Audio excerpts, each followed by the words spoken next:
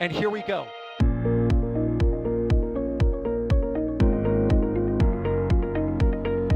There's the deluge. Here's ignition. Roger, roll, Atlantic. Doubling up. Did he just do a Kerbal? Back to the moon and beyond. Put that in the big bag, you know. Back at home, we all have a lot of work to do, but from here, it sure looks like a perfect flow.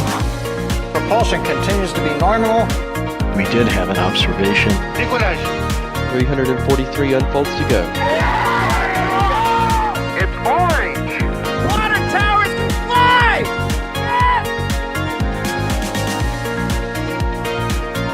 Bingo! Right in the center. Where's Jacqueline?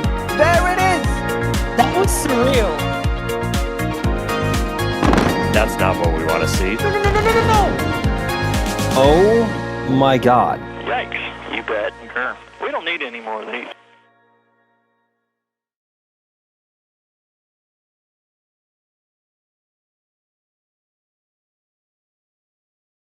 Good morning. You are taking a live look right now at Space Launch Complex 40 at the Cape Canaveral Space Force Station in Florida, where SpaceX is getting ready to launch another batch of Starlink V2 mini satellites. And as always, this is not your ordinary Starlink, and of course, we'll explain why. I'm Sawyer Rosenstein. I will be your host, but of course, as always, I am not alone. Joining me on commentary today is Marty. How's it going, Marty? Good morning, Sawyer. It's not a launch, and I'm always looking forward to launches. So, I'm hoping we'll see a great one today. Should be a great way to wake up people on the Space Coast and people watching at home. Absolutely, for sure. Yeah. And then out in the field tonight is Max. How's it going, Max? Good morning, everybody. Well, we currently have a bunch of clear skies. Falcon 9 is vertical on the pad, and we are just under 1 hour till the current and hopeful launch of this Starlink mission. So it feels like a good morning to go to space, and hopefully we can see that through. Absolutely. That is what we were hoping for in just under 57 minutes from now. And a new name you might hear pushing the buttons and pulling the levers is Daniel. So we everyone welcome Daniel too behind the producer desk here. Give him all the buttons to push and levers to pull, and it should be a good show tonight. As always, though, if you have any questions, you can text at NASA Spaceflight or at NSF, and we will do our best to answer as many of your questions as we can. So let's start things off with the mission. Marty, which mission is this for Starlink? Which direction is it going to? What do you got for us? Sure. Yeah, this is the Starlink 10-24 mission. And that means it's going to launch 29 Starlinks, V2 mini Starlinks in particular, into low Earth orbit. It's taking off from Slick 40 at the Cape in Florida. And the booster flying this mission is booster 1080-26, which means that it's on its 26th flight. So, 26 missions already. 19 of them have been Starlinks. But I think it's a very neat booster because it also launched 4 missions to the ISS, 2 axial missions, and 2 cargo resupply missions, one on Cygnus and one on Dragon. And finally, it also launched the Euclid Space Telescope, which is my absolute favorite satellite, my absolute favorite mission. So, this is a very special booster to me indeed. And hopefully, at the end of this flight, it will launch downrange at the drone ship Just Read the Instructions, which is stationed in the Atlantic, and the booster will be flying northeast. The mission will be flying northeast, so you can indeed see on the screen right now the zone where the drone ship will be stationed. And fairing recovery ship Bob should also be around that same area to pick up the fairings after this flight. I think that's about a summary for this mission. Yep, and you can see there that's where the second stage is expected to be disposed of over near Australia. So all of that to come, and no, you did not miss 6,000 other missions. That is the way that it was put in our back channel when keeping the stats. There was an extra 6 added. It's the 654th launch overall. We can blame Alex, it's fine. So, weather-wise, I mean, it seems like it's a pretty nice night out there. Max, how is it looking, and what's the 45th Weather Squadron saying? I mean, in terms of how weather forecasts go, and this has been not so much a theme lately, but I feel like it's been an overall theme so far this year. Even though we are now entering the more volatile times of year for weather, the weather is basically as good as it can get, with only a 5% probability of weather violations this morning. Even though we are currently near the end of the launch window, which opened about 2.5 or 3.5 hours ago now. So keeping on in the usual tap with the 4-hour Starlink windows. As usual, we're not entirely sure why SpaceX opted to push further into it, but we do know that they are still targeting for 5:33 a.m. local time. But in terms of the weather forecast, the primary concerns here were the thick cloud layers rule, which, judging by what the Mark 1 eyeballs can see right now, is not a concern because we are seeing a bunch of clear skies, lots of stars, and of course the moon is not out right now, so the sky is pitch dark. So classic nighttime launches, but we may be in for a bit of a visual treat later in the flight, as there may be a bit of a jellyfish as we are launching somewhat towards sunrise this morning, as sunrise is around, I think it's like 6:58 a.m. or something like that local time, and we're launching at 5:33 a.m. So this being the morning and it traveling in a generally eastern direction, it's launching toward the sun. So we may be seeing a bit of a jellyfish out here this morning here at the Cape, but especially for those who are northeast of us and going all the way up the East Coast, being Georgia, especially the Carolinas, the Washington, D.C. area, going up to Baltimore and even Boston and maybe even New York as well. So it's launching right at the prime time where people in those areas will see Falcon 9 second stage exhaust plume being lit up by the sun against a darker sky. It is going to be an absolutely beautiful sight for them, and we should have somewhat of a visual of that here. But according to the calculator, the calculator released by John Krause and his new app, it looks like we may not see that on our end until about maybe 5.5 minutes into flight, which is well into stage 2 territory in terms of the flight progression. So either way, it should be an absolutely beautiful mission, and with the clear skies, there should be nothing currently in the way in terms of weather. That's what we like to hear. That's what we like to see. And again, especially for people along the northeastern portion of the United States, definitely worth trying to see if you get some of that extra jellyfish glow. So basically, for those who don't know what that is when, as the plume expands, as it gets into the thinner parts of the atmosphere, the plume expands more. And if the sun is either just about to rise or has just set, you get this effect where it creates a glow and it looks like the top of a jellyfish, the kind of round part of the top. So that's what we mean by the jellyfish effect, and hopefully you'll get to see it in about 15 minutes from now. Let's see. Here's one that's pointing out, Taryn saying, is New Glenn out for testing or getting ready for launch? Was shocked when they said it on the live feed yesterday.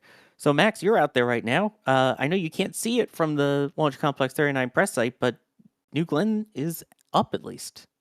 Yep, New Glenn has been upended over at Launch Complex 36 within the last day, and we expect hot fire testing maybe even as soon as today if timelines are still holding for a launch attempt on Friday if all goes well.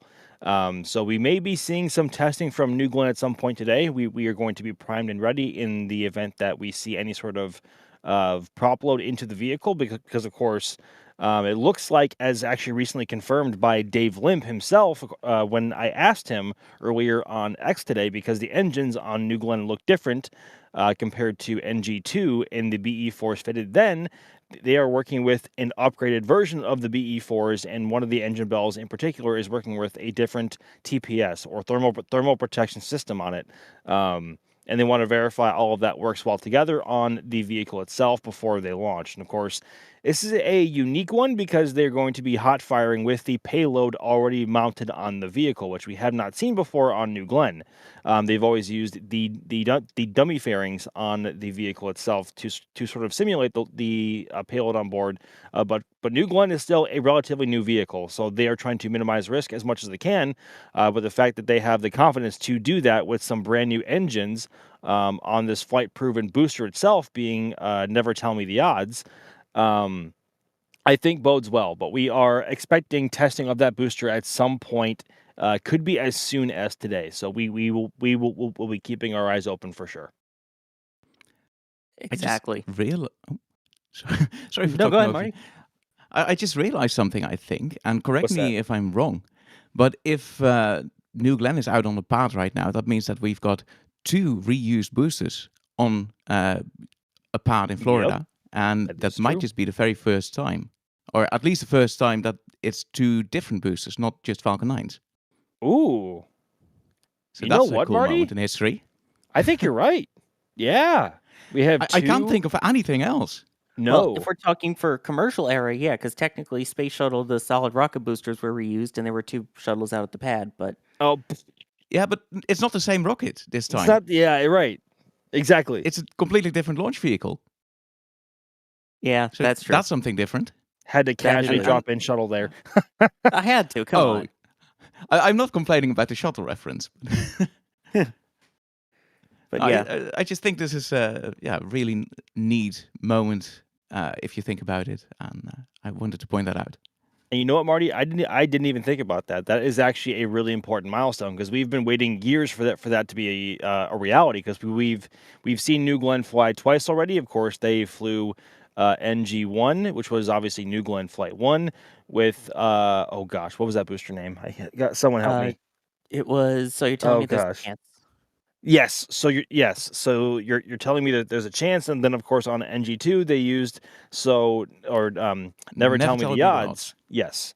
And of course that was the first time that they were able to land a New Glenn first stage, or GS1 as they say. And this is going to be its first reflight of the actual booster structure itself, although they have opted to swap out for 7 brand new BE4 engines and ones that are also upgraded in performance and design compared to those used on NG2.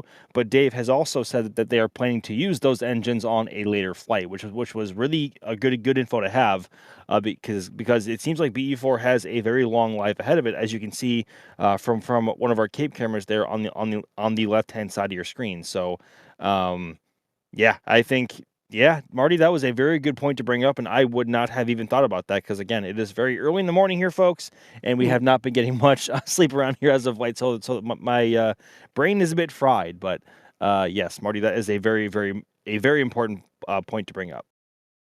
Yeah, and I'm glad Dave pointed out as well that those engines will still get reflown, even Yep. if it's not on this particular flight. Because there is another booster now in their fleet that they've officially announced the name of. Their third booster is called No, It's Necessary. Which is kind of funny, but also like that is prime. Yeah, whoever comes up with the naming schemes for GS1 boosters deserves a raise. Yeah, because I mean, SpaceX had some cool names, like the fact that Dragon, Falcon named after the Millennium Falcon, Dragon after Puff the Magic Dragon. But yeah, there's something cool, and of course the literary references with a shortfall gravitas and just read the instructions being, a little facetious there. But yeah, I do like the booster names rather than just I wonder what 1080. I wonder what Rocket Lab is going to do with Neutron, because they're having cool mission names, so they must have cool booster names lined up as well, right? Oh yeah, I mean, I would hope they name their boosters once they get to reusing them, because they have some of the punniest mission names, and I absolutely love it. So shout out to Peter Beck and this team, whoever's on his team over there, coming up with all of the names for everything. All right. Let's see. Oh yeah, someone's saying, well, technically, were any 2 Falcon Heavy boosters previously flown on a single flight? But again, like you pointed out, Marty, this is different companies with reused boosters. Yeah, and I'm pretty sure we've had Falcon 9s on the pad at the same time, or at least Oh near yes, the pad. way more than once. Yes. But this is different in my opinion. Yeah. I mean, I almost don't want to count there being a Falcon 9 and a Falcon Heavy being out there at the same time, because Falcon Heavy is a Falcon 9 derived vehicle in that it's using 3 Falcon 9 cores put together, and that's why it's called Falcon Heavy. But it's still SpaceX and it's still Falcon hardware. New Glenn and Falcon 9, obviously 2 completely different companies and 2 completely different rockets with two way different philosophies, right? And we've been talking about how many companies nowadays are pursuing reusable first stages, being, of course, obviously SpaceX began it. Then Blue came along with first New Shepard with its suborbital flights from New Mexico, and obviously now with New Glenn. Then we have Terranar hopefully coming up, and also Nova with Stoke Space with both a reusable first stage and second stage as well. So lots of reuse coming to the Cape hopefully soon. And we could not be happier for it, but it is about time we see two different flight proven boosters from two different companies on their own pads at the same time. Exactly. Well put. About time. This is the future in space that we were all promised of reusable rockets and eventually quick turnaround times, which SpaceX has gotten it down. And it seems like New Glenn wants to pick up the pace as well, with the hopes of getting their next flight after that, which is one of the Kuiper Leo satellite launches within a couple months of that. And then they still have the Blue Moon Mark 1 lander set for, I believe, the end of this year, if not sooner. Let's hop on back over here to Falcon 9 for a bit. I saw someone asking, do these Starlink satellites have new cameras installed? Max, I don't know of any cameras on Starlinks. Do you? Not that I'm aware of. I mean, I think a lot of the views that we have been seeing are attached to the actual Falcon 9 upper stage as opposed to the satellites themselves. I remember in one of the most recent clips that SpaceX posted of the deployment of all 29 satellites from a launch in Florida. It was one of the most spectacular things we had ever seen, because we got to see in the reflection in one of the satellites themselves, the actual tension rods that hold these satellites in place come back and catch themselves on the upper stage like they're supposed to. But I think most, like, those cameras are always on the actual vehicle itself and not on the satellites. I could be wrong on that. There may be some engineering cameras on these Starlinks, but I don't think, if there are any, that we have seen that yet. So obviously they have their own avionics and their own ways to talk to the ground. But I don't believe cameras are one of them. But I would be happy to be proven wrong on that point. But I'm not 100% sure. I wonder if they're maybe referencing the licensing that was given by the, I forget if it was FAA or FCC, to likely have cameras on the ones that are placed out from Starship on its flight. I don't know if it's related to that, maybe? Maybe. And on that front, I mean, we've been talking about that for a while, and that how we wished that those Starlink simulators had cameras on them to show us deployment from an exterior perspective, or show Starship in orbit from an exterior perspective, and how cool that would look. But it looks like that SpaceX is finally pursuing that, and that may be a reality as soon as Flight 12, depending on how that goes with the ship side of the equation there. So we may have that coming up, so we'll have to wait and see. Exactly. I know that there was a push to get that passed so that they could maybe get some video from it, but that would have to be for Starship, not for Falcon 9. Which we have Falcon 9 out on the pad, and it is not yet fueled, but Marty, if the timeline is to be believed, we should be coming up on that here. We should be coming up on that very soon. In just a few minutes, at T-minus 38 minutes, the launch director will verify go for launching, for propellant load, sorry. And if they do that, then just a few minutes later, at T-minus 35 minutes, they will start loading the rocket.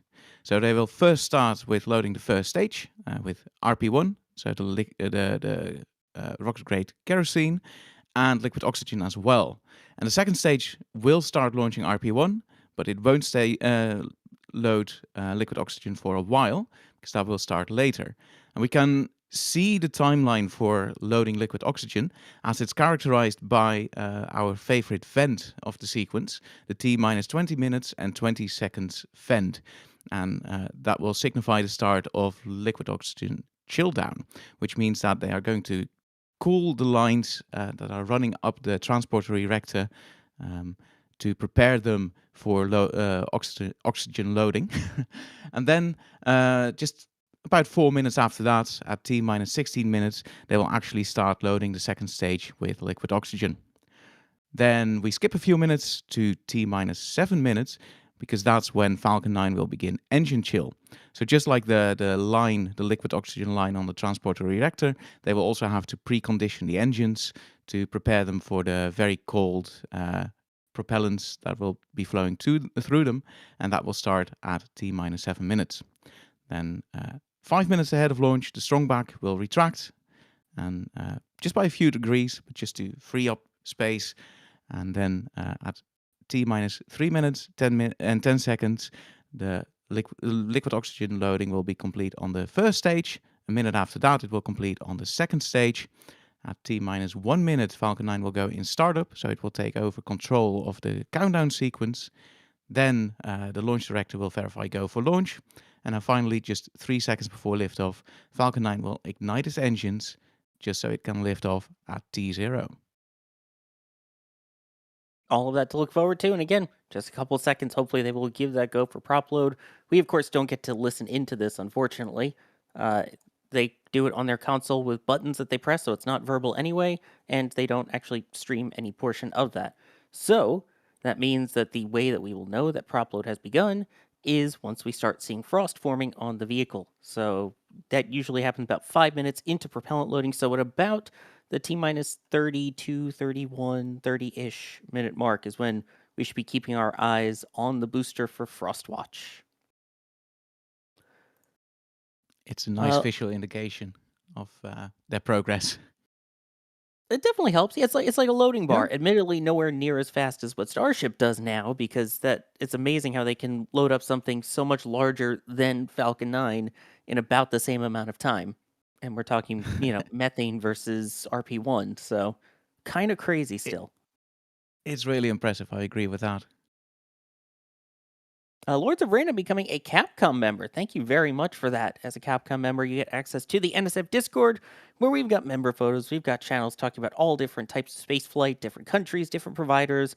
We also have food chat, pet chats, all the other fun channels in there. It's a really cool place to hang out, and you can always hang out with us in there too. So thank you very much for that extra support there. Terrence is wondering, do we have cameras at every launch site, or do the ground teams have to move them about? Max, how does our camera setup work for something like this? So we have the ability to show Falcon 9 as often as we like, given the permission we have from Space Launch Delta 45 over at the Patrick Space Force Base, which is who has oversight into all CAPE operations. And also from Launch Complex 39A as well, whenever they opt to launch from there. But since a majority of Falcon 9 launch operations occur out of Florida and we have access here, that is where we like to focus our attention. And of course, we have more personnel here than we do out in California. And also, Vandenberg is kind of tricky to get to, and with it being about 3 hours north of Los Angeles, and of course, sometimes the weather is, dare I say, suboptimal, I think, to put it nicely. And visibility for launches is not always the best, nor is there the same kind of access at Vandenberg that we get here in Florida. So we tend to stream Vandenberg a lot less than we only really do if we have personnel able and already over there. But a majority of our setup is here in Florida. That is where we like to focus a lot of our operations from. And of course, this is where a lot of the action happens from. There obviously the magic happens all over the world, and as far north as Norway, as far south as French Guiana, which we have been to both, of course. But yeah, this is just where most of the magic happens. If there ever is a chance to go somewhere else, we do our best to hop on that. But this is just where Falcon 9 launches from the most, and that is what tends to take up a lot of our time. But also, don't forget, we have vehicles like SLS that launched. Oh my God, that was 2 weeks ago already. How is that possible? No. Yeah, no. So anyway, we have vehicles like SLS that fly. We have New Glenn. We have Atlas. We have Vulcan. Used to have Delta, and hopefully we'll have Starship here by the end of the year. So it's not just Falcon, and it as things morph and evolve, I think Falcon will become a smaller part of that equation. But we just have most of our gear here, and it is just easiest to be able to be set up here. So yeah, And for our cameras that we do have set up all the time, you can always go to nsf.live and see all of the different live feeds that we have there 24/7, of which many of those are our robot army armed by an amazing team that operates them all for us and with us. Here's one that I've been trying to look up while I've been tossing questions to you. Resistojet was saying, do we know which Falcon 9 booster recovery vessel has the record for the most landings thus far? I've got the numbers right in front of me. Oh, gosh. Marty, so I go can for answer it. that. I'll Yeah. hand this one to you then. I think it should be no surprise what's the least used ship, because it's actually the most recent. It's a shortfall of Gravitas. It has seen 149 landings. Only. Then following that is Just Read the Instructions with 154. And then, of course, the leader is the final one, the last one. Of course, I Still Love You. And it's ahead by quite a few, because it has seen 190 landings. Really? Yeah. I thought Just Read the Instructions would have more, honestly, just going off of without even looking at a spreadsheet. But I know, of course, I Still Love You is the oldest veteran, but since moving to Vandenberg, the flight cadence over there is a lot less. And obviously, we have the duties split between both ASOG and Just Read the Instructions here. But I thought it would have been Just Read the Instructions, but I guess not. No. I feel like like you said, I think it kind of makes sense. The fact that, of course, I Still Love You started on the East Coast and then moved to the West Coast. So for the launches they have out there, which they've really picked up the pace, it is either that or LZ4. So I guess it kind of makes sense. Speaking about the landing zones, I can go through them as well. Ooh. So Go of course, for it. landing the most recent one, landing zone 40, has only seen 2 landings so far, which is followed by landing zone 2, which has seen 17. Landing zone 4 has seen 32, so that's the one over at Vandenberg, and then landing zone 1 has seen 53. But that one is currently retired.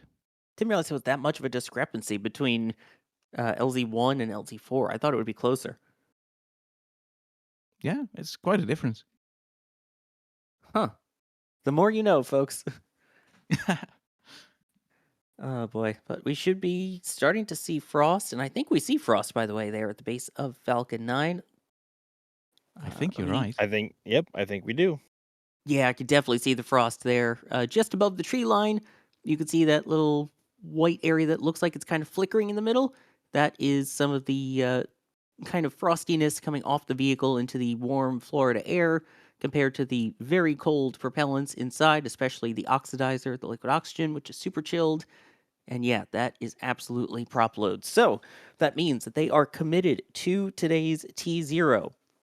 So in 31 minutes and 5 seconds, it will either launch or it will not. It cannot push any further into the window, which they didn't have much left anyway. But Marty, why is it that Falcon 9 can't hold that long? Or hold at all, pretty much. Yeah, it really can't hold at all, because they are super chilling the liquid oxygen.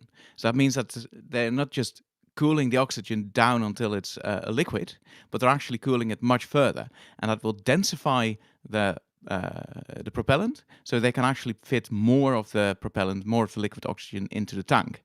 But it also means that as soon as things are starting to warm up, the pressure will increase, which they have to vent, so they actually have to just like throw the liquid oxygen overboard, and that's obviously going to hurt the performance of the booster, because if you don't have enough propellant, then you won't be getting as far. So that constraint, cooling down the oxygen so far, that actually constrains the timeline, and that means that they cannot really hold at all if they have to with a filled booster. And they actually do the same thing for Starship, but the procedure and the way things work is just ever so slightly different, that they have a very short window of a couple of minutes in which they can hold if needed. But yeah, it's nothing compared to other vehicles like Atlas or SLS, which they can fuel up and keep fueled for, well, a very long time, hours if they need to, probably. Yeah, and then there's New Glenn, which will be fine out there holding a bit. Obviously, Artemis, They fueled that thing super early, but I mean that's how SpaceX gets the most performance out of their vehicle, is to super chill all of it and just hope that Falcon 9 continues to be as reliable as Falcon 9 has been at this point, and that it will go at that T0. And it's a good strategy because Blue Origin is actually considering doing the same for New Glenn. Yeah, exactly. Let's say I saw someone asking, do we stream at Wallops in Virginia when there's a launch there? Yes, we absolutely do. If we have people out there and they let us, we will be out there streaming those. In fact, we have a couple of people out there that keep track of everything going on over at the Wallops Flight Facility in the Mid-Atlantic Regional Spaceport. So, yeah, you can keep an eye on all of our NSF socials because we have people over there that will repost everything that our Wallops team is looking at too. So if you're not following us over on Facebook, X, Instagram, Threads, TikTok, Blue Sky, you definitely should, because that's where you'll see all the updates from all of our different people across the country and around the world. Here's Saad with an interesting thought question, and I'll pose this to everyone. I'll start with you, Max. Do you think a Falcon 9 booster will ever hit 60 flights? Ooh. Well, the current target is 40 flights, and they are almost there with a couple of them. The current fleet leader B1067 is currently holding at 34 flights, with hopefully its 35th coming soon. But the current target is 40, and before that, the target was 30 and then 20. And then before that, it was 10, right? But after every one of those milestones, they actually took that booster off of the line for a bit to go through inspections and monitor the walled sections of its tank structures, the engines, the thrust puck, every single bit of that booster, because they go through a lot, both on the way up and on the way back in terms of G-forces, loads, and everything else. And it does wear on the vehicle quite a bit. But obviously Falcon 9 is no slouch, and 34 flights for a single booster is remarkable. Even if it may have had some engines swapped out here and there, that is still a lot for it to go through. And the fact that it's held up for this long is quite remarkable. And I think a bit farther than I thought I thought any Falcon 9 booster could go. But at this point, 40 seems like it'll be a no-brainer. There really haven't been any signs of Falcon 9 barely making it at this point after 30-odd flights now with a few of them. But 60? I don't know. Maybe? I think I can see 50, but 60 might be a bit overkill. But I think let's get to 40 first and see what the SpaceX wants to do with those boosters at that point. Marty, what do you think? I pretty much agree with Max. Like, yeah, Falcon 9 they're really pushing it right now, but we also know that SpaceX kind of wants to get rid of Falcon 9 in the medium-ish term, because they actually want Starship to take it all over. So that might limit the usable life of Falcon 9 quite a bit. On the other hand, the vehicle will be flying for years to come, because it's a very reliable vehicle, and just see to convince all these customers to switch over. But as soon as they can start flying Starlinks on Starship, then Falcons will see way fewer flights than we have right now. On the other hand, yeah, they're well on their way to 40 now, and I wouldn't put it beyond SpaceX to try push a single booster to as many flights as they can do, just to make a point or something, as long as it's safe. So maybe it could go to 60, but it's definitely a lot. I mean, each of the space shuttles was meant to fly 100, so I mean, I wouldn't put it past SpaceX. But yeah, I think 50 is a safe bet for sure. I wouldn't be surprised if they try and push one booster to at least 50. We'll obviously see 40 because we're seeing it get close to that number as is. But it would be cool to see one get to 60 flights. For sure. Could you imagine, B1080-80? That would be insane. Nice. Yeah, if we get get to booster numbers matching the amount of flights that they've had, that would be cool. 10, 67, 67. I wasn't going to say it. Oh my God. The double whammy. But I think Falcon 9 will be either well retired by that point, or a booster would have suffered a failure of sorts before that point, or it would have been just taken off the line and retired or disposed of. I don't know.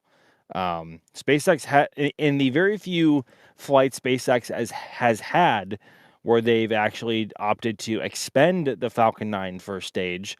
It was usually a booster higher up in terms of how many flights it had, and I guess SpaceX either deemed it didn't have any more useful life ahead of it, or that was just the one that fit the mission criteria the best compared to others.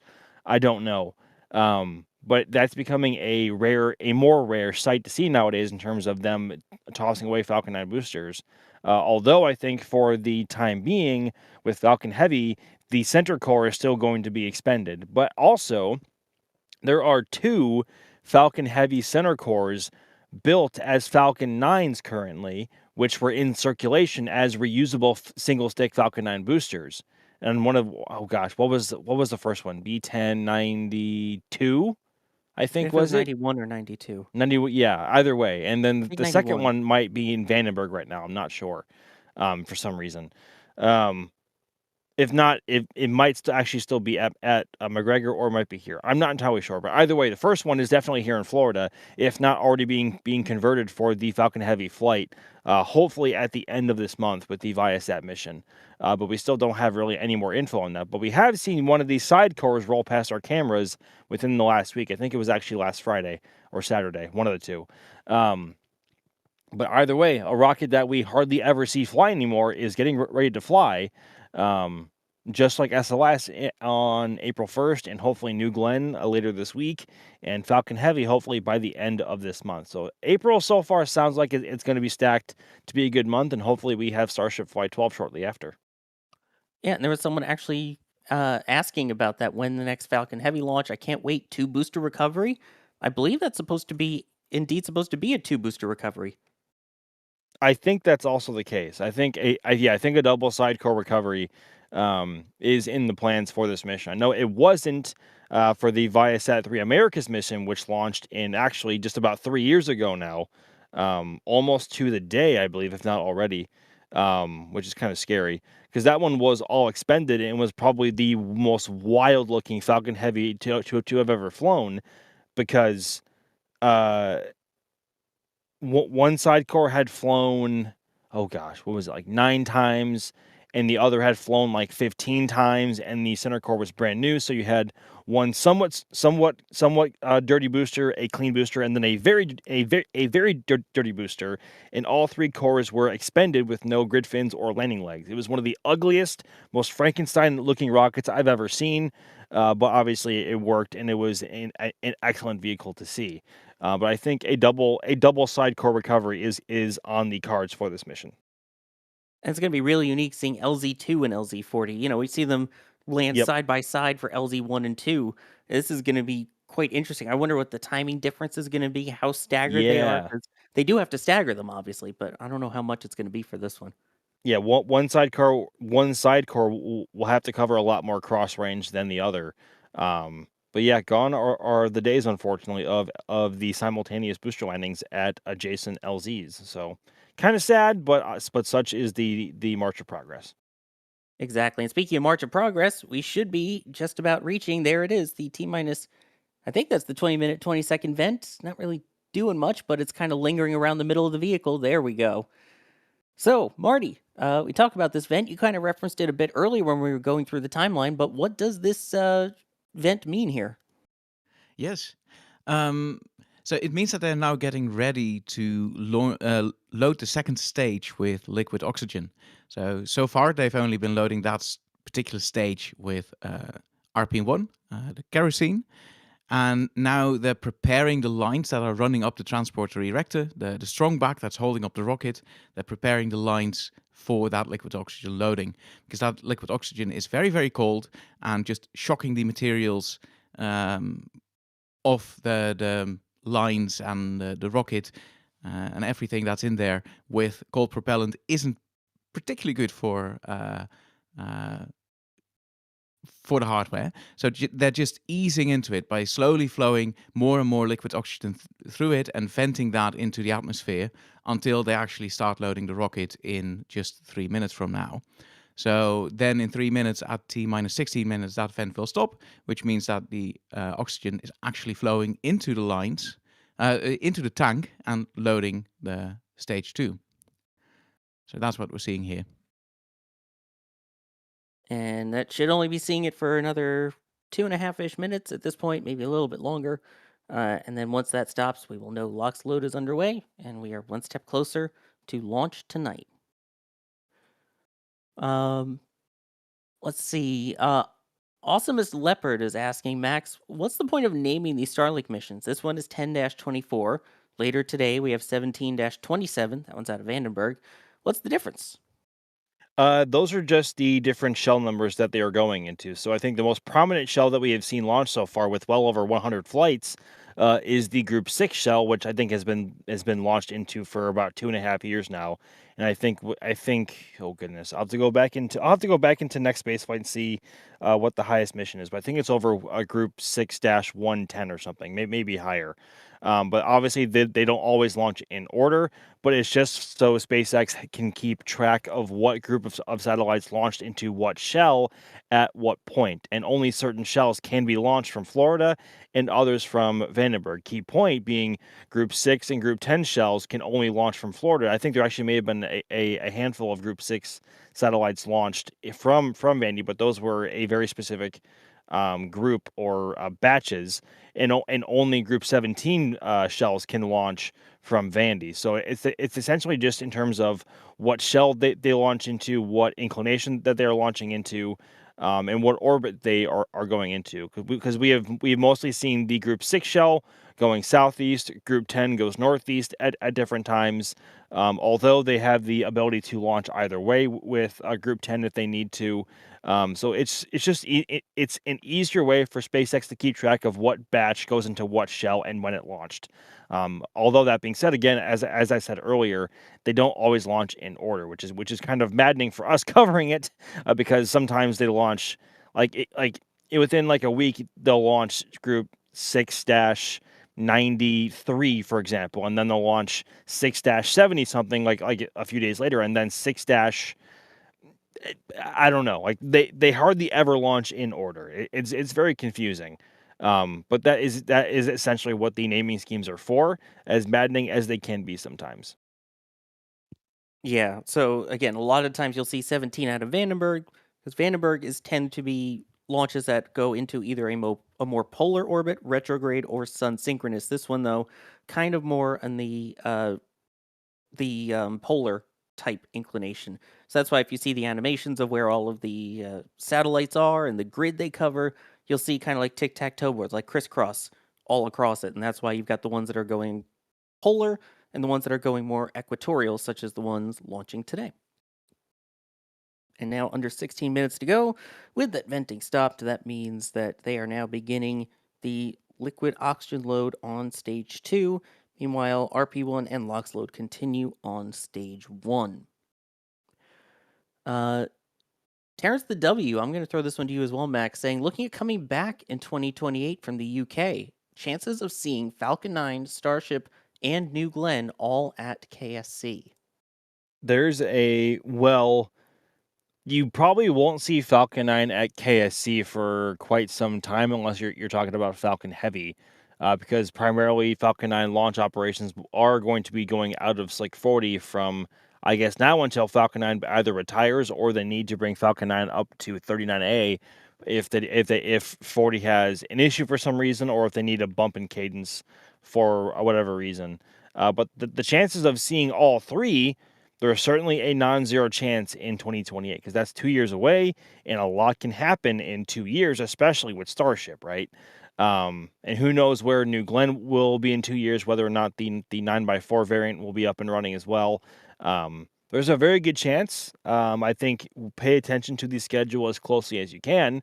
But just based off of the targeted launch cadence for all three vehicles from both companies, I would say there's a pretty good chance of that happening for sure.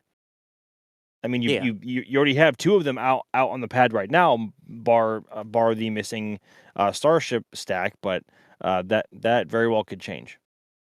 Yeah, and again, I think if you're including all of the Space Coast, so Cape Canaveral Space Force Station and Kennedy Space Right. Center, it's a non-zero chance now, that's for sure. And you also have to take into account as well, by that point, Atlas will be retired, but there's a good chance you could still see Vulcan. You might see Terran R. You might see Nova. There's an endless, or not endless, but there's a long list of vehicles that you could see if everyone can get their stuff together and fly as often as they want to. But either way, Missile Row is coming back. Absolutely, but now not all missiles, now actually space shots, which is nice. Here's a question, Dan, and I'll throw this one to the European amongst us, saying, are you able to see Falcon 9's second stages over Europe when it's launching in a northeastern trajectory? And is it just after sunset at Europe? It's nowhere near sunset in Europe. In fact, where I'm at in the Netherlands, it's just 20 past 11 in the morning. So it's still bright as day out here, which means that we can't see any of today's launch. I've never seen anything from Europe myself, anything that just launched, which is quite a shame. But I do know that every now and then, if you time it just right and if you're in the right location, you can see satellites that, second stages coming over just a few minutes after they launched.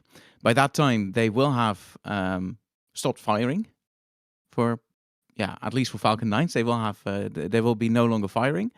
But if it's just after sunset or just before sunrise, and it hits the light just right, then you will be able to see them coming over.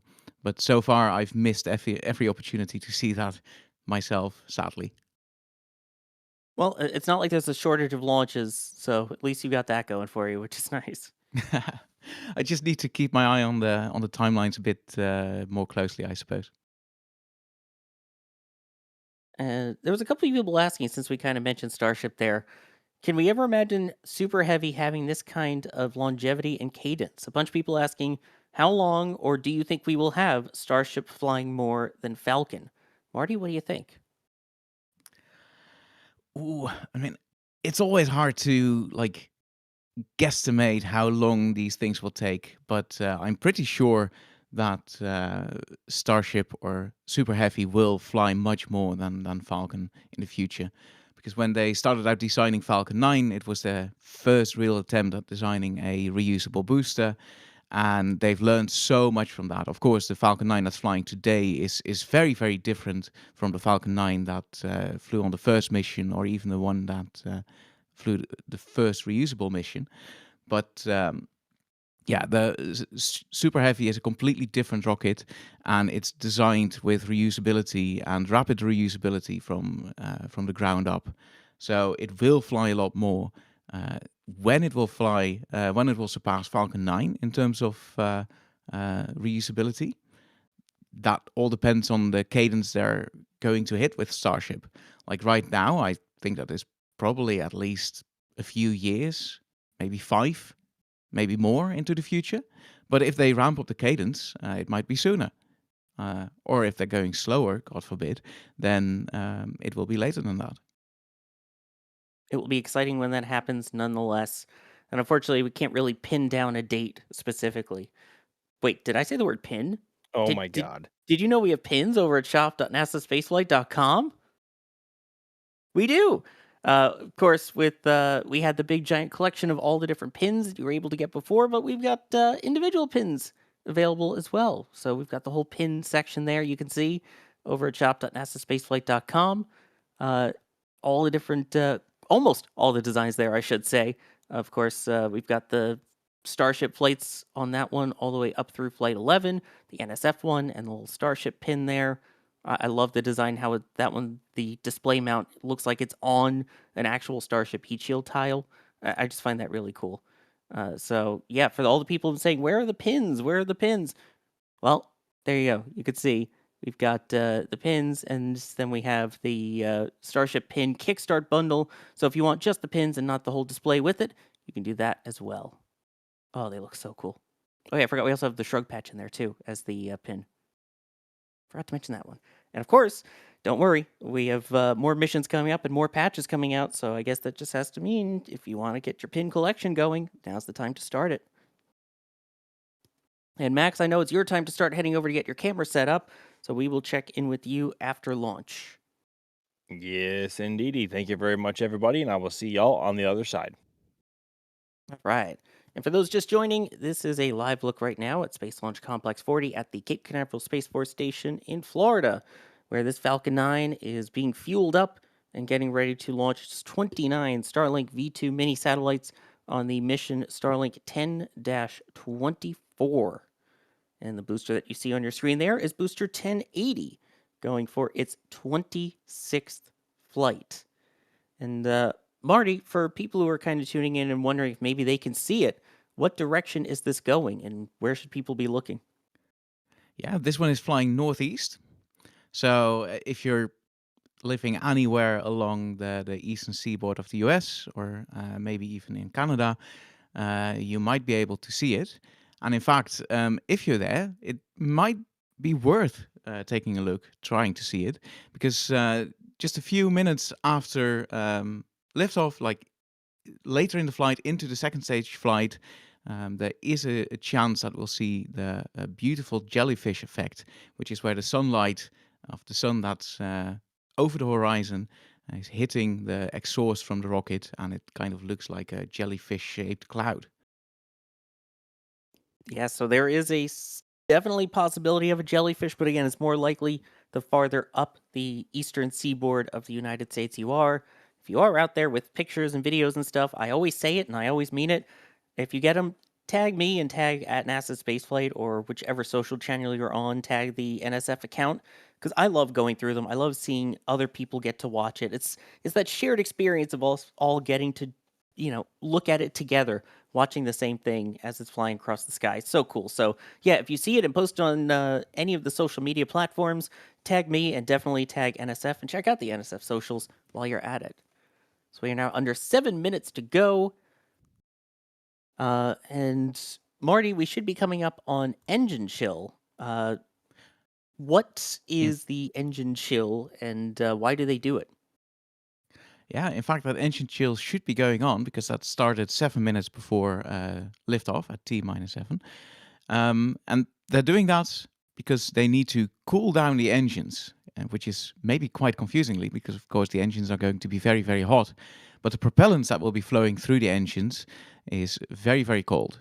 And you can't just shock the engines and all the stuff that's in there with these cold propellants, because that will damage the engine, and you don't want to damage your rockets before launch. So what they do is they slowly flow some of that liquid oxygen and kerosene.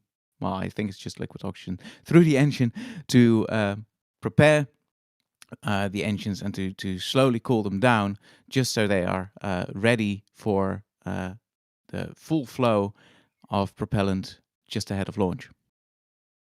Exactly. And speaking of chill, apparently our camera there being a bit chill for a moment, so you should have some video back now. And we are about 5.5 minutes to go until liftoff here of this mission, again going northeast, and should be landing on the drone ship Just Read the Instructions, which is off the coast of the Carolinas. So this will be quite a beautiful sight if all goes well.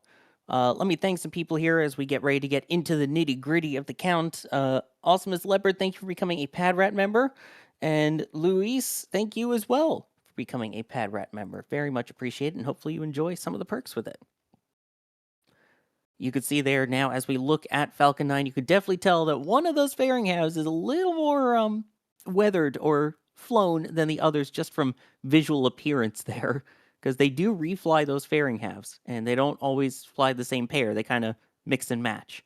But coming up now should be that strong back retract. So the metallic structure on the right there, to the right side of the fairing that we were just talking about, that will lean back 1.8 degrees. Which, Marty, why is it such a randomly small number? At first, it's just to move it out of the way slightly and to make sure that the rocket is standing on its own. But at liftoff, it will throw back much further and actually give the rocket some space. Well, it's not just to give the rocket space; it's also to protect the sensitive structures on that strong back from the heat and the flames of the rocket exhaust. But for now, they still need to connect that upper stage through the strong back. So they can't throw it all the way back right now because the lines just aren't long enough for that. So they move it back ever so slightly, just so the rocket is standing on its own. But they can still keep it connected, and then at liftoff, they will throw it back further. Right, and then if anything does get damaged on the transporter erector, well, then at that point, you can just have less line to have to replace, so it makes it easier. But yeah, the Absolutely. transporter erector has a lot of utilities going through it. Besides raising the rocket vertical, it also has all of the propellant fill and drain valves. It has all of the electrical systems. It has all the data lines going through it. I like to call it the air conditioning, quote unquote, but the thermal conditioning for the payload inside the fairings. All of that runs through that one structure. So it's super critical. And they don't really have a replacement, I don't think. So yeah, if anything breaks, they need to fix it quickly. So they can't afford to break a lot of this structure all at once, because then it will definitely hit their cadence. Especially since this is the busiest launch pad in the world. So they need all of everything they can to keep that cadence up. And there you can see just some of that slack on those lines up to the fairing there with those connections. Under 2.5 minutes to go. Compared to the previous view, you can actually see how much it had moved right now, because the white clamps that are just under the fairing actually used to hold the rocket, and now they're opened up and moved away.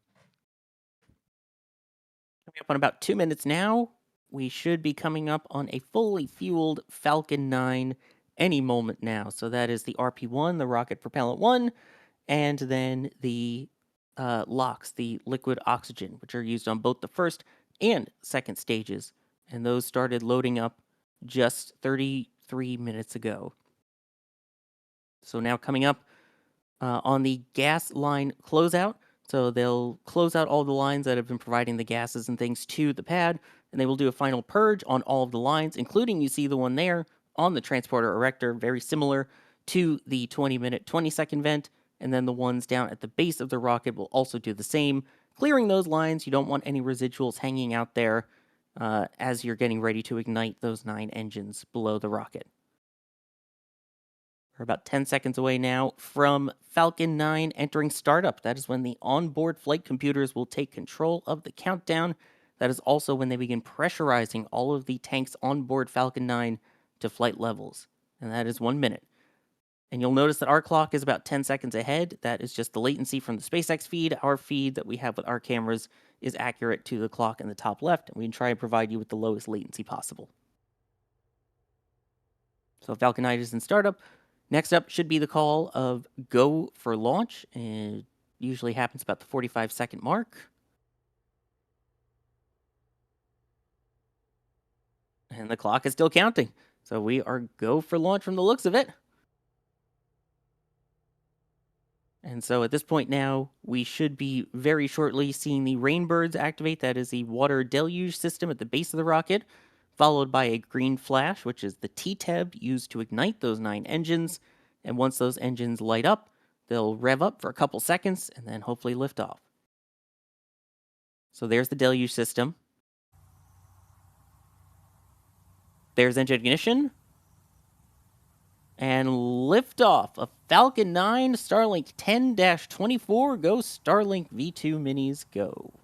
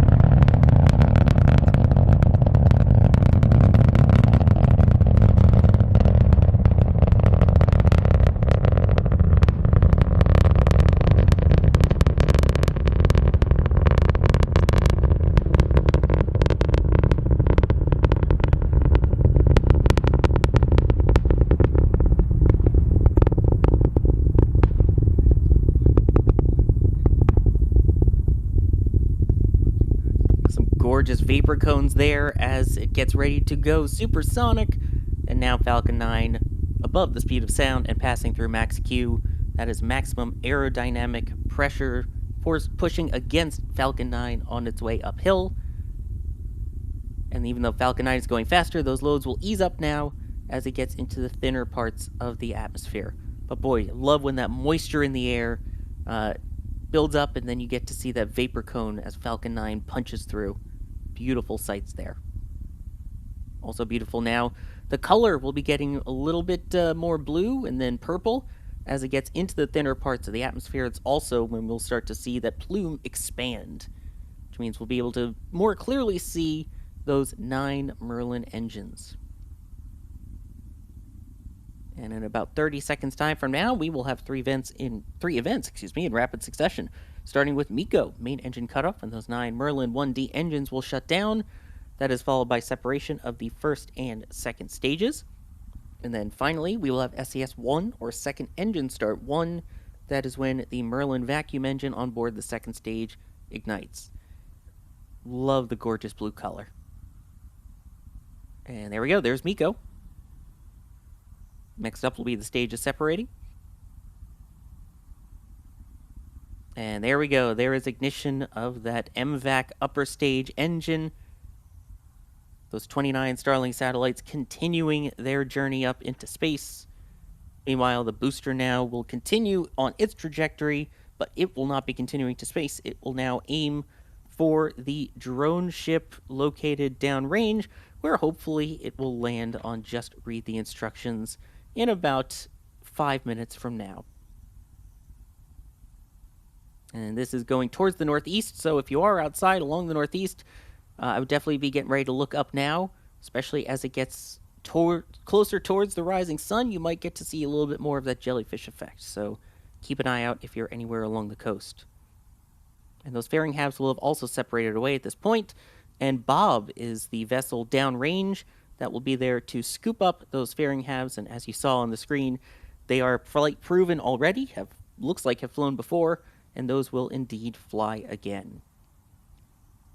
All of these, by the way, will get brought back to Port Canaveral, and of course we have our cameras over there at Rusty's at the port, where you can watch it when the boosters and fairing halves come back in, over on Space Coast Live.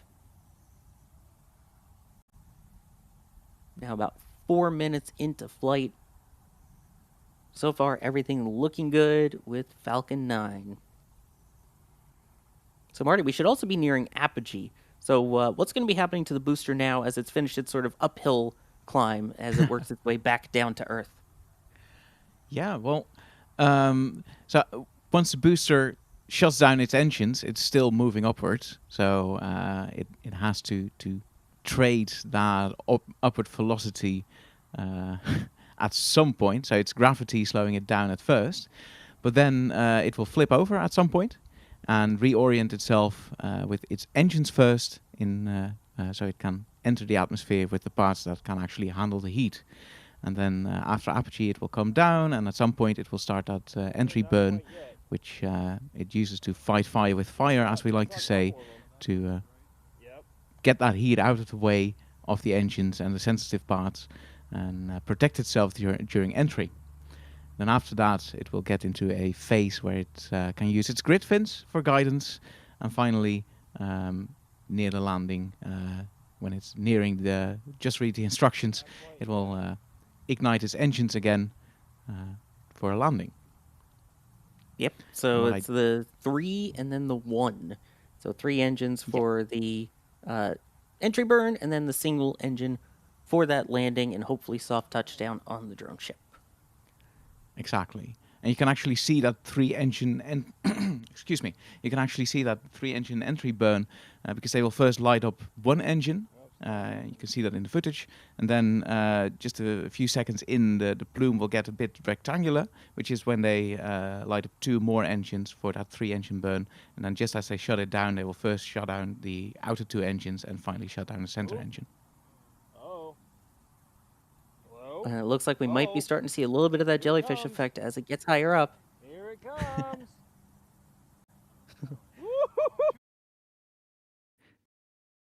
Oh yeah, there we go. That is the beautiful. rising sun as it continues to climb towards the northeast, closer to that sunrise. You start to see the sun interacting with that plume more, and that's where you get to see these gorgeous colors and the extremely spread out jellyfish type effect there. And now you could see, as Marty was just pointing out, those 3 engines lit on the entry burn. The bottom left, you can see that sort of semi-diagonal way that they are lit. Now under 50 kilometers in altitude, just be a couple more seconds left on this burn. And there it goes. Look at the Terminator Beautiful. line between night and day there. Oh, Oh, that's that is pretty. gorgeous. That's some Meanwhile- plasma and grid fins as well. Yes, those grid fins you I see love there, seeing those will help do a lot of this heavy steering work as it gets back to the thicker parts of the atmosphere right before landing. Look at stage 2. Oh, that's beautiful. Oh, wow. It's a semi-jellyfish effect. It's probably more prominent for people that are along the coast. We're looking at it kind of as it's going away from us with these cameras. So if you're along the eastern seaboard and you're outside, definitely go take a look at it. Oh, look at the sunrise on the booster cam, too. Now, That's 10 nice. kilometers in altitude, 1,500 kilometers per hour on the booster.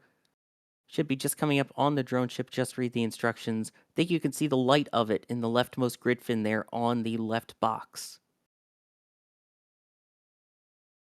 While everything continuing be to look right, good on the yeah. right side so far with stage 2, all the numbers right where they normally are for these Starlink Group 10 launches.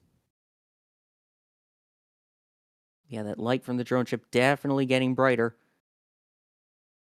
So next up will be that landing burn, which is just a single engine, the center Merlin 1D engine.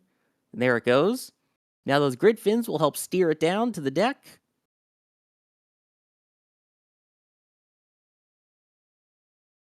And there is the view from Just Read the Instructions. Look at the beautiful blue waters. Coming for that landing leg deploy.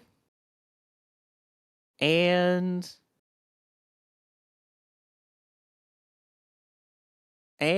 come on, Starlink, do your thing. That looked like a successful touchdown. The booster now It looked completing like it, its yeah. 26th flight. Good job, B1080. Was a bit hard to see with the freezing frames and all the exhaust you- plumes and all that, but You'd think with Starlink, you know? And there we go. That looks like SECO, or second engine cut off. SECO 1, technically, because there is a second burn that happens later on in flight, but that's about 50 minutes after launch. So SpaceX will shut down their stream well before then, but of course we continue to follow it.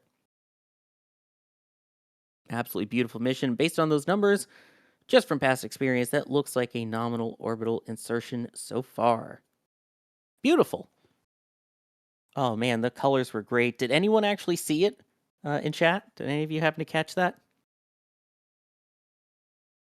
Hopefully you did, because I mean that was mighty purty, as they say. And of course, we are working on pulling those replays, so stick around and you'll get to see some of those beautiful colors and beautiful views again. I see a lot of people saying they just saw it. From South Carolina, a little too cloudy in Virginia, couldn't go outside from work. Yes, the vapor cone, and that was beautiful. That's 2 in a row that we've gotten good vapor cones here from Slick 40. First off with NG24 the other day, and now with this Starlink mission. Someone saw it fly by Asbury Park, New Jersey. Nice. The fireworks are hailing over Little Eden tonight, but it happens to be a booster. Or an upper stage at that point, I guess. Yeah, it's harder to see the jellyfish I see from Florida when it's going northeast like that at this timing, because it ends up getting brighter, with the sun rising as it works its way towards the east to west. Max, do we have you back now? I just rejoined, so I hope so. How do you have me? I hear you. That was a beauty once it got to that jellyfish area. Indeed, it was. Ooh, got some emergency sirens from fire trucks going off behind me. That's not good. Oh dear. Anyway, yeah, that I was starting to lose hope that we would see that. I know, John and I were talking about it last night, and it seemed like, or his interpretation was that would be a point we would see, or that would be something that we'd see about 5.5 minutes into flight, and that was just here on the ground on the east coast of Florida. For those who were up on the eastern seaboard, on the eastern or on the east coast of the U.S., like going up through the Carolinas, D.C., Boston, New York, all of that, I wonder what their view was, and I really hope that whoever was up this morning got pictures. And if any one of you are listening, please post them and tag us. We would love to see those every single time. It's always such a treat. And the launch window this morning was ideal for viewing in your area. So please, that had to have been spectacular, because that was gorgeous here. That you may have heard it on the mic. That caught me off guard with how just vibrant that was. Oh, we definitely heard your excitement about it. That's for sure. But that's the fun of it, is hearing the excitement, because we're not like those. And we had liftoff and this and that. No, we're having fun with this. We love doing this. This is cool. And hopefully, you can tell from when we do this that even at stupid o'clock in the morning for us here on the East Coast, it's still super enjoyable. And as we It's a get nice those way to replays, share the experience. I'm sorry. Go ahead, Marty. It's a really nice way to share the experience. Like I've never seen a launch in person, unfortunately. I hope I will see it someday. But just like getting the excitement through the screen and through hearing you guys cheer about it, like that's kind of makes me feel like I'm there. And I hope that translates through YouTube as well to our viewers. And that's the thing, people say, "Oh, Starlinks are boring. It's just another Starlink, yada yada." They're not, because you get cool stuff every time. They're not always the same. They all look a little different, sound a little different. Just the comparison of NG-24 a couple days ago to this launch, two totally different kind of launches, even though they both went northeast. So it's amazing. Just time of day, vehicle performance, humidity levels, all of that affects it. So even though they're similar, it feels like no Falcon 9 launch is ever the same. Oh man, I'm seeing some photos from people who saw it in the Carolinas, and it was absolutely straight up jellyfish effect there. Wow. It's actually from one of the McGregor Live people, I believe, or who normally works over on McGregor Live, posting those. But thanks to people here really quick. Bill Ramsey, thank you for becoming a PadRat member. And Shazbert saying, "Sup guys, how are we feeling about Glenny this Friday morning?" I think it'll depend on how the hot fire goes, which is supposed to happen at some point today. So I mean, I feel pretty good about it. I don't know about you, Max. I mean, I'm in the same boat as you. That will all depend on what happens either today or maybe tomorrow, depending on when Blue wants to do the hot fire, preferably sooner than later, to allow themselves time for data review and everything else. So yeah, ask me again either later on tonight or tomorrow morning after they do the hot fire, whenever that is, and then I'll give you a better answer. But right now, it's still kind of TBD, depending on how that goes. I guess the real question will be, ask us on the Flame Trench on Friday, because hopefully by then we'll have launched. But yeah. Again, we are working on those replays. And of course, that jellyfish 2 effect, that was absolutely beautiful. Gotta love it.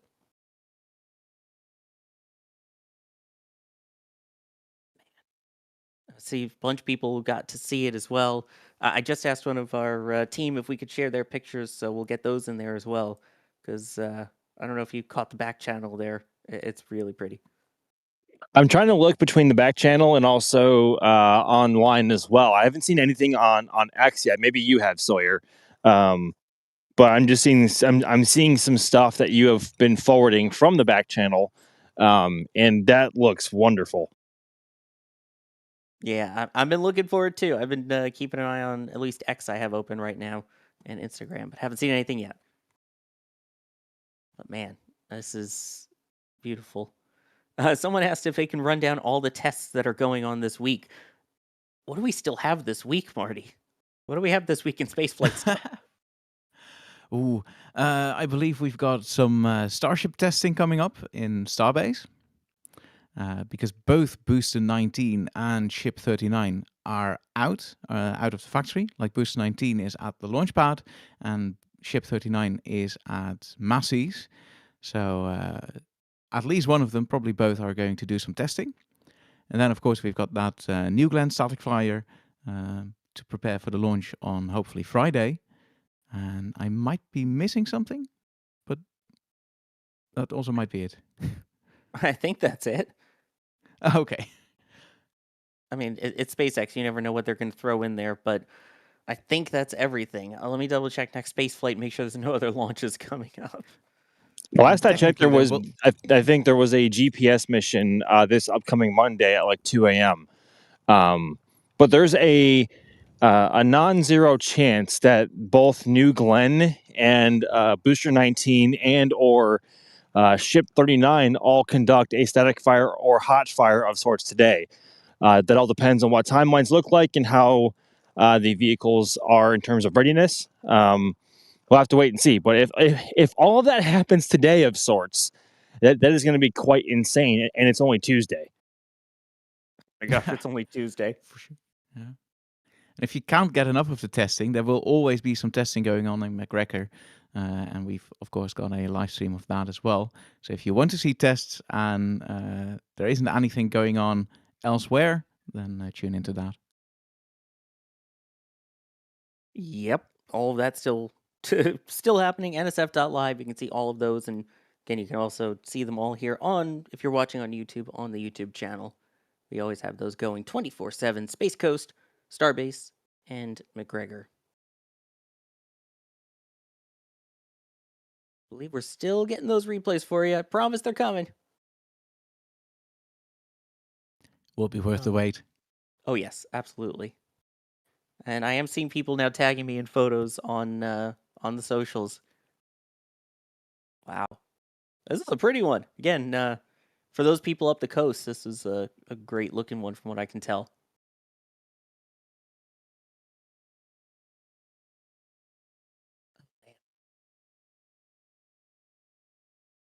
Max, were you able to hear the VAB squeal on this one? Because I know it was a lot clearer the other morning. I don't know if you heard it today. You know, I can't really say I paid a lot of attention to it today. We had a bit of a live streaming issue, like maybe 3.5 minutes before launch that I had to remedy, which wasn't remedied until maybe T minus 30 seconds. But I can't really say I paid much attention to it today, but just given the amount of moisture in the atmosphere today, I think once the replay comes up and we listen to it, it'll probably be pretty prominent. Because the atmosphere is prime for it. The angle that we were watching from compared to the VAB in Pad 40 was a prime for it. So I imagine it was pretty strong. But just going off of my memory, I don't really think I paid that much attention to it today. I thought Yeah, I 'cause I heard don't- it, so Oh, you heard it? I thought so. Unless I heard different things, but yeah, I thought I recognized the VAB squeal in the audio on my side. And I'll have to listen again when we get to the audio replay, because I don't remember hearing it on this one. I was listening for it. Huh, okay. Maybe I'm hearing things and was something going on here in the background or something, I don't know. No, But we'll we'll just all see. have to listen close. That's all once we get to that. But the view from Rusty's over at the port. Great place to grab a bite to eat. And again, to see all of the boosters and fairings and everything come back.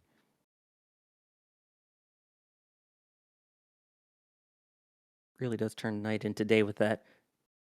Man, this one feels kind of slow almost compared to the others. I don't know why, but obviously Falcon 9 still going very fast here.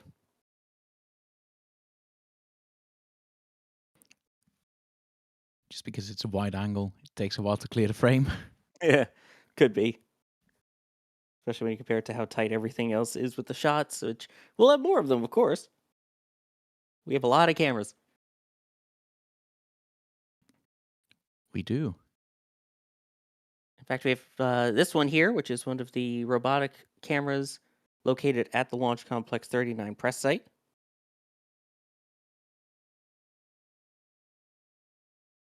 Really turning that night into day, especially as it goes over the tree line there.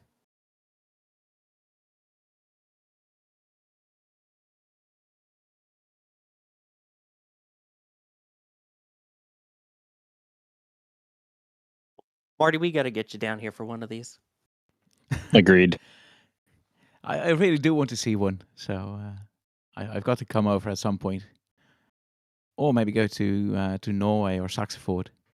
Although that will Or probably be a lot Starbase. different, or Starbase. I mean, yeah. I will come over at some point. I just don't know when.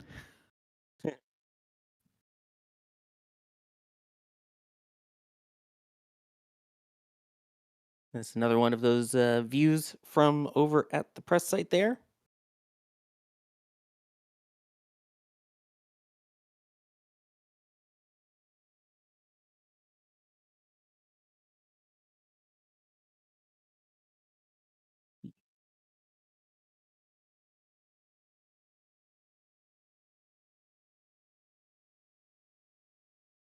Let's see which one else is up next here.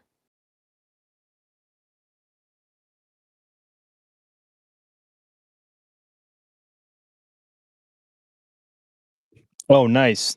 This is my track with the jelly. Like Oh, right when yeah. it was appearing.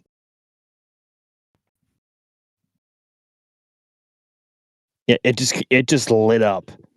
I thought I had seen it beginning to glow a little bit, and then boom, it was suddenly like white blue. Yeah. I mean, a different kind of blue, though, from what you're used to seeing with, say, New Glenn or Starship or any of those, right? Very much so. Just look at the way the exhaust. Look at that. God, that's pretty. But you just look at it. Exactly. And then behind a cloud, And and then coming back from behind the cloud at some point.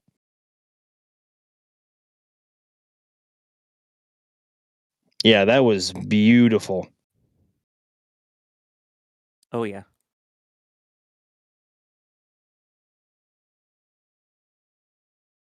And again, this is looking up at it as it goes away from the camera.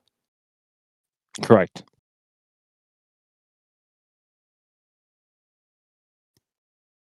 So it's a totally different view when you look side on.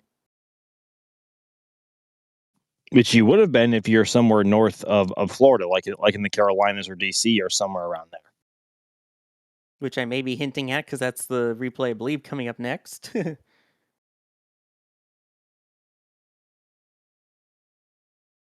There we go. Take a look at this. This is from Myrtle Beach in South Carolina. And this is from Flip, who is one of our moderators and team members that helps out over with McGregor Live, our 24/7 cameras for the SpaceX engine testing. Wow. Look at that. That's when we talk That's about great. a jellyfish effect. I mean, this is it.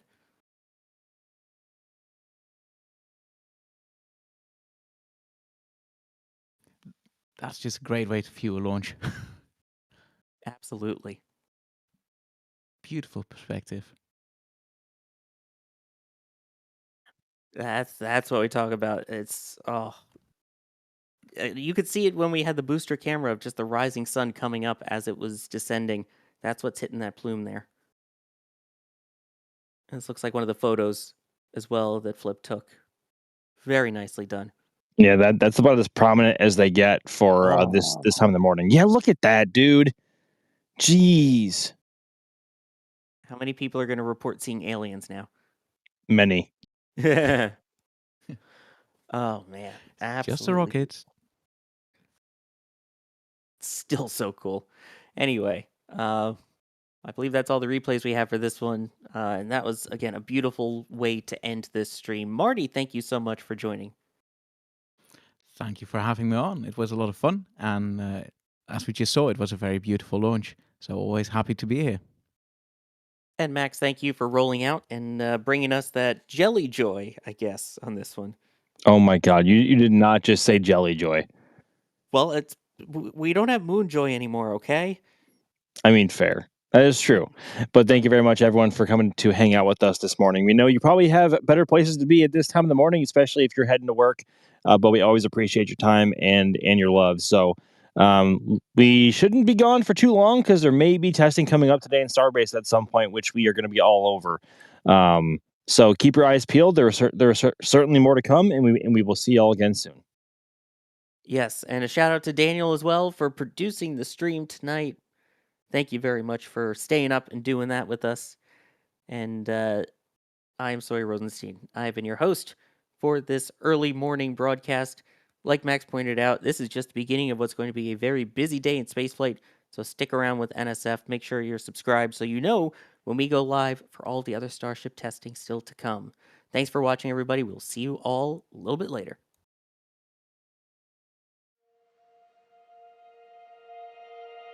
And here we go.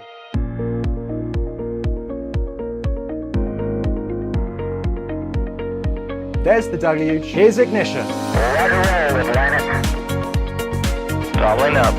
Did it just do a Kerbal? Back to the moon and beyond. Put that in the big bag, you know. Back at home, we all have a lot of work to do, but from here, that sure looks like a perfect world. Propulsion continues to be normal. We did have an observation. 343 unfolds to go. It's orange. Water towers can fly!